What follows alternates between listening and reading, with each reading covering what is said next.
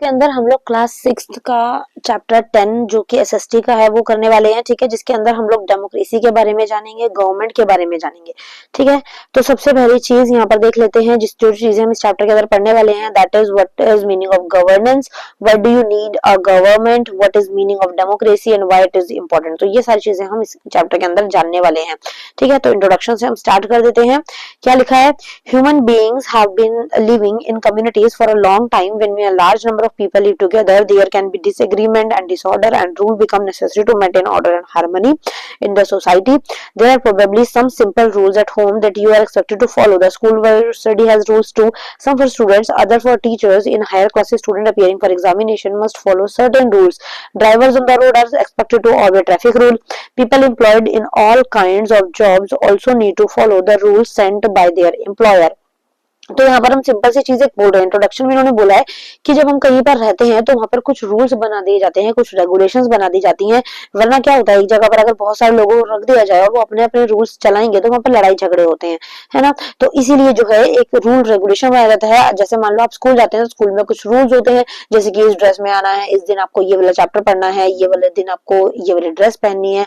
ऐसे ही टीचर्स के लिए भी रूल होते हैं, टीचर्स को ये वाली यूनिफॉर्म पहन के जानी है, टीचर्स को इस तरीके का ड्रेसअप रखना है, तो वहां पे रूल्स है। ऐसे आप रोड पे जाते हैं तो वहां पर ड्राइवर्स के लिए रूल है कि सिग्नल जब रेड होगा तो आपको रुकना है, ग्रीन होगा तो चलना है। तो इन कंक्लूजन कि आपको हर जगह पे रूल्स देखने के लिए मिलेंगे। ठीक है, अब ये क्या है, who makes the rules and why. ऐसे अगर हम एक कंट्री में रहते हैं तो वहां पर भी लोगों के लिए कुछ रूल्स बनाए जाते हैं, कुछ रेगुलेशंस बनाए जाते हैं, ताकि लोगों के बीच में लड़ाई झगड़े ना हो। हाँ, तो यहाँ पर बोल रहे हैं रूल्स को कौन बनाता है और क्यों बनाता है और वो कैसे बनाए जाते हैं। There are some of the questions we explore in this chapter, और इस चैप्टर के अंदर हम कुछ ऐसे ही क्वेश्चंस को एक्सप्लोर करेंगे। The process of taking decision, organizing the society life with different sets of rules and ensuring that they are followed is called governance. The group of individual or the system that makes the rules and ensure that they are followed is called a government. Some of the more important rules are called laws. अब यहाँ पर simple सी चीज है कि ये बोल रहे हैं, क्या बोल रहे हैं, ये कह रहे हैं कि सिंपल कि कुछ चीजें, द प्रोसेस जो होती है डिसीजन लेने की, एक रूल को ऑर्गेनाइज करने की कि ये चीज चली जाएगी, ये चीज जो है मानी जानी चाहिए और ये चीज जो है ये लोग मानेंगे, तो उसको क्या बोल जाता है, गवर्नेंस। ठीक है ना। और जो ग्रुप ऑफ इंडिविजुअल होता है जो क्या करता है, रूल्स को इंश्योर करता है कि ये चीज आपको माननी है, ये चीज करो, तो उस चीज को हम बोलते हैं गवर्नमेंट। और some of the more important rules, और जो बहुत ज्यादा इंपॉर्टेंट रूल्स होते हैं उनको हम बोलते हैं लॉज। ठीक है, this does not mean that rules and laws are set once for the all, just as you might discuss a particularly rule at home with your parents और a student body might ask the school. अब इसका मतलब ये नहीं है कि हर जगह पर सेम ही रूल माना जाएगा या एक बार में एक ही रूल माना जाएगा, तो ये चीज भी इंपॉर्टेंट नहीं होती है। ऐसे क्या बोल रहे हैं, university management to change a rule, citizen also have a same law and rules governing in the society. We will see how this take place. अब इस तरीके से हर जगह पर रूल रेगुलेशंस होते हैं। देखिए जैसे कि ये रूल जो है इंसान जा रहा है तो यहाँ पर रूल है, ठीक है ना। इस तरीके से देखिए यहाँ पर जेब्रा क्रॉसिंग लगी हुई है, ठीक है ना। तो हर जगह पर रूल्स वगैरह रहते हैं, वरना अगर रूल्स वगैरह ना हो तो आप देख सकते हैं कितनी ज्यादा खिचड़ी पक जाएगी, है ना। एक्सीडेंट वगैरह हो जाएंगे, लोग गिर जाएंगे। तो यहाँ पर बहुत सारी चीजें हमें देखने के लिए मिलती हैं। अब यहाँ पर गवर्नमेंट जो कि हमने पढ़ा, गवर्नमेंट क्या है, रूल्स वगैरह जो बनाती है और इम्प्लीमेंट करती है, मतलब लोगों को बोलती है कि ये फॉलो करो। उसके कुछ ऑर्गन्स होते हैं, ऑर्गन्स का मतलब होता है पार्ट्स होते हैं। तो कौन कौन से 3 ऑर्गन्स हैं? All over the world digital technologies have been transforming the way society function in India. Till about 30 years ago, people who wanted to transfer money to a distant relative would have to go up to the post office to send a money order. After filling up a form, if they had to send a payment to some business, they would go up at their bank to obtain a demand draft, which would have been to send by post. You have probably never heard these terms, money order or demand draft, because today we have digital means of sending across money instantly. अब ये बच्चा बोल रहे हैं यहाँ पर कि पहले के टाइम में अगर हमें किसी को पैसे भेजने होते ना तो हम मनी ड्राफ्ट से, जब लेटर पोस्ट होती है ना, उसी तरीके से पैकेट के अंदर पैसे रख के भेजे जाते थे। बट आज के टाइम में हमने ये सारी चीजें नहीं सुनी हुई। तो ये सारी चीजें नहीं सुनी क्यों? क्योंकि आजकल तो गूगल पे आ गया है, फोन पे आ गया है, हम डायरेक्ट फोन से पेमेंट कर देते हैं, है ना। However, this has also created a new class of criminals who without even leaving their desk find digital ways of stealing people's money। और इसी तरीके से जो है, इसी वजह से जो है नई नई तरीकों से चोरी ठगने की चीजें सामने आई हैं। जैसे आप लोगों ने देखा होगा कितने सारे स्कैम जो है होते हैं, एक ओटीपी आया, उसको फिल किया और वहां से कितने सारे पैसे निकल गए, इतनी सारी चीजें देखने को मिलती है ना। तो वो क्या है, this has led many government to pass new rules in the order to fight such criminal activity. और इसी वजह से जो है ऐसे रूल्स वगैरह, ऐसी एक्टिविटी से लड़ाई करने के लिए, इन लोगों को सजा देने के लिए, पकड़ने के लिए ही गवर्नमेंट ने क्या चलाया, नया रूल पास किया, नए लॉज पास किए, नए कानून बनाए।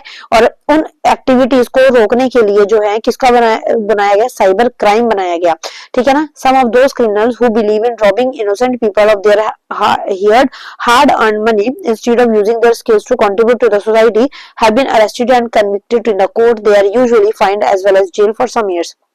अब अगर कोई इंसान पाया जाता है कि उसने चोरी की या फिर उसने किसी के पैसे चुराए या ठगी करी, तो उसको कुछ टाइम के लिए जेल में डाल दिया जाता है और उसको दोषी करार कर दिया जाता है। Through this example we can see how three branches of organ of a government work together. अब इस एग्जांपल से हम जानेंगे कि गवर्नमेंट की ब्रांचेस जो है वो किस तरीके से, तीनों ऑर्गन जो है वो काम करते हैं। सबसे पहले आता है लेजिस्लेचर। लेजिस्लेचर कौन है, the organ that makes new laws और लेजिस्लेट्स। अब लेजिस्लेचर जो है वो आपको ध्यान रखना है, एक ग्रुप है इंसानों का, लोगों का, जो क्या करता है, नए लॉज को बनाता है, ठीक है ना। अब लॉज या फिर उसको क्या कहेंगे, लेजिस्लेट्स, ठीक है ना। सम इट अपडेट्स और रिमूव। अब इनमें से कुछ जो है वो मान लिए जाते हैं और कुछ को रिमूव कर दिया जाता है, ठीक है। और कुछ जो है वो एग्जिस्टिंग लॉज होते हैं, मतलब जो चल रहे हैं कानून, उन्हीं में चेंजेस कर दिए जाते हैं। This is done by N assembly of representative of the people. अब ये किसके द्वारा किया जाता है, कुछ लोगों की असेंबली होती है, मतलब कुछ लोगों का ग्रुप होता है। We will soon see how the Indian system work. और हम लोग जो है कुछ अभी आगे देखेंगे कि किस तरीके से इंडियन सिस्टम वर्क करता है। तो लेजिस्लेचर आई होप आपको समझ आया, जो नए कानून को बनाता है, ठीक है। उसके बाद आ जाता है एग्जीक्यूटिव। अब एग्जीक्यूटिव का मतलब होता है एग्जीक्यूट करना। कोई जब रूल हम बनाते हैं ना तो उसको एग्जीक्यूट भी किया जाता है, मतलब कि ये रूल आपको मानना है, इस तरीके से मानना है, अगर नहीं मानोगे तो ये होगा, ऐसा होगा, वैसा होगा। तो यहाँ पे क्या है, this include the head of the state who may be president, a prime minister और a chief minister, the minister and any agency responsible for enforcing the law and order. In our example above that agency is the cyber police. तो यहाँ पर आप देख सकते हैं वो organ है जो क्या करता है, इंप्लीमेंट करता है लॉज को। This include the head of state, जो इसके अंदर जो है वो कोई भी इंप्लीमेंट कर सकता है, चाहे वो कोई ऑफिसर हो, चाहे वो प्राइम मिनिस्टर हो, चाहे वो चीफ मिनिस्टर हो, चाहे वो प्रेसिडेंट हो, ठीक है ना। तो वो कोई भी मिनिस्टर जो है ऊपर ग्रेड का, वो इसको एग्जीक्यूट कर सकता है। उसके बाद आता है judiciary. The judiciary is the system of court which decided weather someone has broken the law, so if what course of action should be taken. Judiciary जो है पुलिस का काम करता है, जो पुलिस आपने देखी होगी, है ना, पुलिस हो गया, कोर्ट हो गया, जज हो गया, कि अगर कोई इंसान रूल्स को तोड़ता है तो उसके खिलाफ कौन सा एक्शन लेना है, including punishment if necessary. Sometime it also examine whether a decision take by the executive is right or whether a law passed by the legislature is well conceived and fair to all। अब यहाँ पर आप लोगों को वही चीजें देखनी है कि समटाइम जो है वो क्या किया जाता है, जो डिसीजन लिया जाता है एग्जीक्यूटिव से वो राइट होता है, और वेदर जो लॉ पास किया जाता है लेजिस्लेचर के द्वारा, वो लोगों के द्वारा सही तरीके से फॉलो किया जा रहा है कि नहीं किया जा रहा, वो चीजें देखी जाती है, ठीक है। तो जुडिशरी क्या करता है, लोगों को पनिश करने का काम, अगर वो लोग अच्छे तरीके से रूल्स को फॉलो नहीं कर रहे। Explain how the three government organ work at in the case of cyber criminals describe above, how do they intervene. अब यहाँ पर है कि इस तरीके से आप लोगों को आगे जो है क्वेश्चन बोला गया है कि किस तरीके से जो है साइबर क्राइम वाले जो है काम करते हैं, और थ्री ऑर्गन्स जो गवर्नमेंट के वो किस तरीके से काम करते हैं। अब ये देखिए, ये लेजिस्लेचर था, ये जुडिशरी था, है ना, ये गवर्नेंस के टाइप है, और नीचे जो आ जाएगा एग्जीक्यूटिव आ जाएगा। in any good system of governance these three organs must be kept separate although they interacted with each other and work together. This separation is called separation of power। अब ये जो तीनों ऑर्गन है इनके पास अपनी अपनी अलग अलग पावर है, और ये अलग अलग पावर एक साथ भी, मतलब कि जब अलग पावर्स हैं उनको, तो उसको क्या करते हैं, सेपरेशन जो है, मतलब तीनों के पास अपनी अपनी पावर है, तीनों अपने अपने काम करते हैं, और ये मिलजुल कर जो है एक चीज को, क्योंकि एक दूसरे के ऊपर डिपेंड है, जब ये रूल बनाएगा तो ये उसको फॉलो करेगा, जब फॉलो करेगा तो लोग फॉलो नहीं करेंगे तो वो उसको पनिश करेगा, तो एक दूसरे के ऊपर डिपेंड है। और जब इनकी पावर्स अलग अलग जो कंबाइंड रहती हैं, और जब इनको एक अलग अलग पावर दी जाती है तो उसको बोलते हैं separation of power. Okay, it is intended to provide a system of checks and balance. This means that each organ of the government can check what the other is doing and restore balance if one organ act beyond it expected role. तो क्या करता है कि मतलब कि ये organ जो है एक दूसरे पर नजर रखते हैं कि जो ये सही से काम करा जा रहा है कि नहीं। जैसे कि ये एग्जीक्यूटिव जो है वो इसको देखता है कि जो लेजिस्लेचर है वो किस तरीके के रूल को बना रहा है और वो रूल सही है या नहीं है, और फिर लेजिस्लेचर जो है वो ये देखता है कि ये रूल को अच्छे से एग्जीक्यूट कर रहा है या नहीं कर रहा है। वैसे ही एग्जीक्यूट जो है वो जुडिशरी को देखता है कि जो रूल फॉलो नहीं किए जा रहे हैं लोगों के द्वारा वो उन पे क्या एक्शन ले रहा है क्या नहीं ले रहा है, तो वो एक दूसरे को चेक भी करते रहते हैं। ठीक है, आगे 3 levels of government। अब यहाँ 3 लेवल आ जाते हैं गवर्नमेंट के। Any government operate any at 2 level at the least local and national.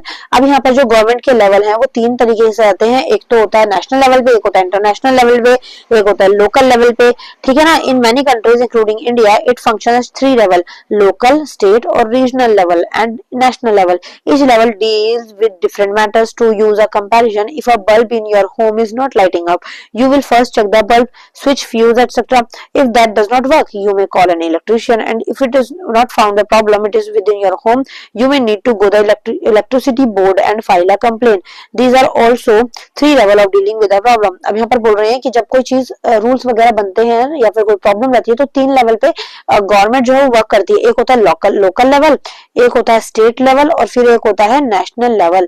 जैसे कि उन्होंने एक एग्जांपल दिया कि मान लो आपके घर में कोई बल्ब खराब हो गया, तो आप ऐसे तो नहीं आप सीधा इलेक्ट्रिसिटी बोर्ड चले जाओगे, है ना। बल्ब को आप सिंपल पहले देखोगे कि ये वो फ्यूज तो नहीं हो गया, या वो उसकी तार तो नहीं निकल गई, या वो खराब तो नहीं हो गया, या वो फ्यूज मतलब बहुत हाई वोल्टेज से खराब हो गया। वो देखने के बाद अगर नहीं जल रहा तो आप क्या करोगे, न्यू बल्ब लेके आओगे, न्यू बल्ब लगा के देखोगे। अगर वो तब भी नहीं जल रहा तो मतलब उसके जो अंदर पीछे की तारे हैं, स्विचेस, उनमें फॉल्ट है। तो फिर आप इलेक्ट्रिशियन के पास जाओगे, आप उसको बुलाओगे, और तब भी आपके घर की लाइट अगर नहीं आ रही है, नहीं जल रही है, तो आप इलेक्ट्रिसिटी बोर्ड जाके बोलोगे कि हमारी लाइट इस तरीके से नहीं काम कर रही। इस तरीके से अलग अलग लेवल रहते हैं। ठीक है, तो ये देखिए सेंट्रल लेवल, स्टेट लेवल और लोकल लेवल। लोकल लेवल जो है वो टाउन और विलेज लेवल पे होता है। स्टेट लेवल जो है वो स्टेट लेवल पे होता है। जैसे कि मान लो एक टाउन और विलेज है, जैसे कि हरियाणा है। हरियाणा क्या है, एक स्टेट है। हरियाणा के अंदर जितने डिस्ट्रिक्ट हैं, गांव है, विलेज है, वो क्या हो जाएगा, लोकल गवर्नमेंट हो जाएंगे। अब स्टेट लेवल मतलब हरियाणा, पंजाब, सारी की सारी चीजें तो ये क्या हो जाएंगे, ये स्टेट लेवल के ऊपर काम हो जाएंगे। मतलब स्टेट लेवल है, सारी स्टेट्स को देखेंगे। और उसके बाद सेंट्रल लेवल मतलब नेशनल लेवल, पूरे इंडिया के लेवल के ऊपर काम किया जाएगा। तो ये अलग अलग टाइप से हो गए। ओके, तो इस तरीके से आपका हो गया। और यहाँ पर अगर आप देखेंगे तो ये आपका चैप्टर जो है वो बहुत अच्छा है। ठीक है, थोड़ा सा बड़ा जरूर है, बट सेकंड पार्ट के अंदर हम इसी चैप्टर को आगे करेंगे। तो इसको आपने आराम से ध्यान से पढ़ लेना है। 3 ऑर्गन और 3 लेवल ऑफ गवर्नमेंट। ठीक है, आई होप आपको समझ आया होगा। स्टिल अगर कोई नहीं समझ आती चीज तो आप मुझसे पूछ लीजिएगा। ठीक है, एक यहाँ से हम लोग, हाँ ठीक है, in India we have local government, state government and central government और union government. And imagine that following heavy rain for a few days, there is a flood in a part of district. If it is not to serve, the local authorities may be able to deal with it. If it involves several towns of many villages, the state government will step and rescue team to help affected people. But if it is a massive flood affecting vast area, the central government may also come to help by sending relief supply. अब यहाँ पर इन्होंने एक example दे दिया कि मान लो आप हरियाणा में रहते हो। अब हरियाणा में कुछ डिस्ट्रिक्ट के अंदर और कुछ विलेज के अंदर अगर बाढ़ आ जाती है या बहुत ज्यादा बारिश होती है, तो वो क्या होगा, विलेज लेवल पे ऊपर लोकल गवर्नमेंट जो है वो क्या करेगी, वर्क करेगी, लोगों को बचाएंगे, लोगों का ध्यान देंगे, है ना, उनको खाने वाने की चीजें देंगे। बट अगर बाढ़ बहुत ज्यादा लेवल पे आ जाती है, मतलब हरियाणा जो है पूरा डूब जाता है, साथ साथ पंजाब भी डूब जाता है, तो स्टेट लेवल पे गवर्नमेंट जो है वो हेल्प करेगी, स्टेट लेवल पर जो है काम किया जाएगा।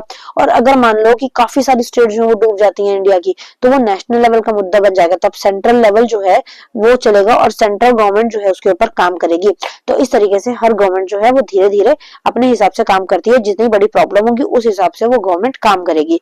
ठीक है, तो अब यहाँ पर आप देख सकते हैं many of the institution have mottos inspired by the wisdom of our ancient text. The government of India's motto for example is सत्यमेव जयते, which means truth alone triumphs. The Supreme Court's motto is यतो धर्मस्ततो और जय, और where there is dharma there is victory. मतलब ये अलग अलग चीजें हैं। सत्यमेव जयते मतलब सत्य की ही जीत होती है, और सुप्रीम कोर्ट का ऐसे मोटो है कि यतो धर्म सतो जय, मतलब कि जहां पर धर्म होगा वहां पर ही जीत होगी, धर्म की ही जीत होगी। तो इस तरीके के भी कुछ मोटोज आपको पता होने चाहिए, और ये इस तरीके से मतलब उनकी टैग लाइन है। ठीक है, तो आई होप इतना समझ आया होगा। यहाँ के बाद हम अगले पार्ट में करेंगे। आपको बाकी के पार्ट्स देखने हो तो आप दूसरी प्लेलिस्ट देख सकते हैं, और आई होप समझ आएगा। कुछ डाउट है तो आप कमेंट कर सकते हैं। ठीक है, see you next part. Thank you so much, bye bye.